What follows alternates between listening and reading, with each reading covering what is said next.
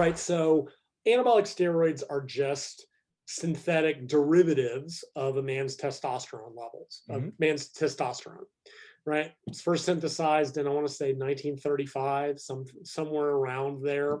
A lot earlier than a lot of people realize. I guarantee you they have been in sport a lot longer than people think. People want to think this didn't start till the 60s, but I guarantee you that's not the case. Excuse me. No. So these are all simply, so there is straight testosterone, right? It's bioidentical to what is in a man's body, all kinds of different forms, depending on what's attached to it: enanthate, propionate, enanthate, cypionate, decanoate, and all those things. Those are just organic chemistry terms. Yes. All they determine is how quickly it gets in and out of the system, whether it's a short-acting or long-acting drug.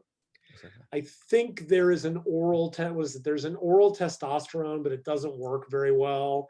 You have to take it with a bunch of dietary fat. I forget what it's called. It's not even methyl testosterone. It's like there's a testosterone suspension in water that's very quick and very quick out. But there is an oral form, but you got to take it with like 60 grams of dietary fat. It's absorbed through the lymphatic system. It's not even worth getting into. Not interesting. So all these things do is mimic a man. So what does testosterone do in general, right? So it is, like I said, at puberty, men's testosterone goes up, so it builds muscle mass, increases bone mineral density, has what are termed anabolic effects. Anabolic just means tissue building. Yes. Gaining muscle is an anabolic process. Gaining fat is an anabolic process. Anytime you're making something bigger out of something smaller, that is an anabolic process. But they also have what are called androgenic side effects. Those are the masculinizing effects. So what else happens to boys when they have puberty? Voice deepens, facial hair. Yeah. In older men, testosterone can cause hair loss, oily skin, acne. Those are the masculinizing effects. So this is why they're called anabolic androgenic steroids. So after testosterone was made, then, which has basically the same effects as men's testosterone, just a matter of amount, right? And you can take testosterone levels enormously above normal with even relatively low doses of testosterone. I got into it. A man's normal testosterone, like I said, 300 to 900 nanograms, which is 10 to 30 nanomoles, I want to say. It's somewhere in that range.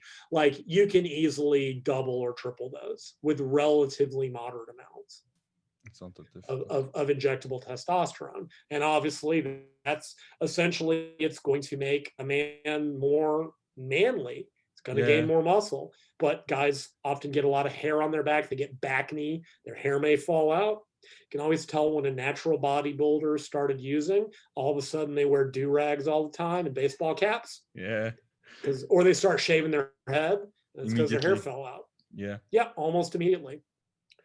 Those same effects occur in women, right? So women who take testosterones, and realize a lot of this depends on dose, and I will swing back to that as well. Yeah. Because on average, women make between 1/10 and 1/30 the testosterone of men, right? So men, 300 to 900, women's normal range, 30 to 70 nanograms per deciliter, which is going to be 2.5 nanomoles to like 0.7 or something. It's somewhere, I'm having to do some quick math in my head because I don't think in nanomoles.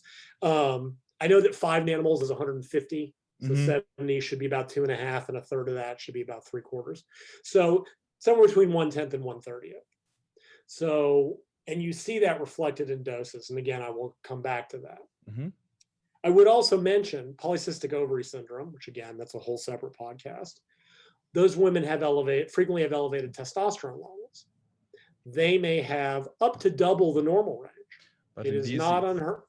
In these females, it's even more counterproductive than it's positive, basically. Then you need it, basically. Well, it depends on context. So PCOS women have elevated testosterone. It typically causes insulin resistance. Exactly. Can cause facial hair, oily skin, acne. It can cause hair loss, although rarely. Tends to cause a more male-like body fat pattern. They carry more visceral fat, more stomach fat, so associated with binge eating disorder, higher appetite, frequently obesity, number of different things. That is it in infertility. It is the there's a type of infertility called anovulatory fertility, meaning the woman doesn't produce an egg.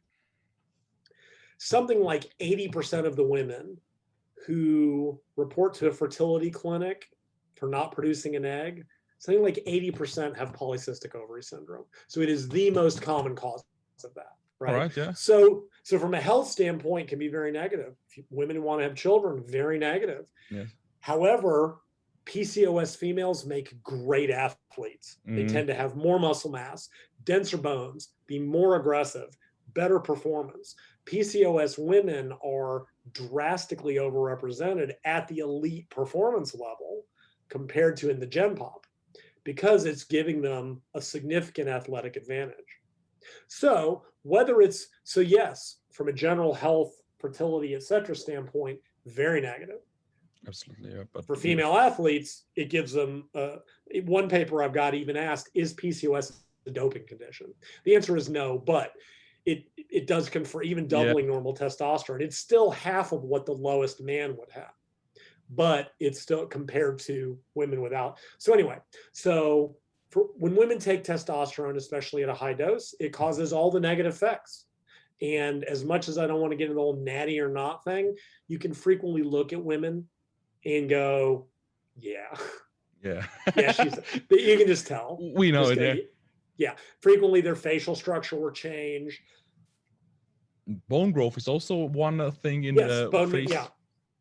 I mean, you'll start to see, honestly, it can be a little bit of an deepening of the voice.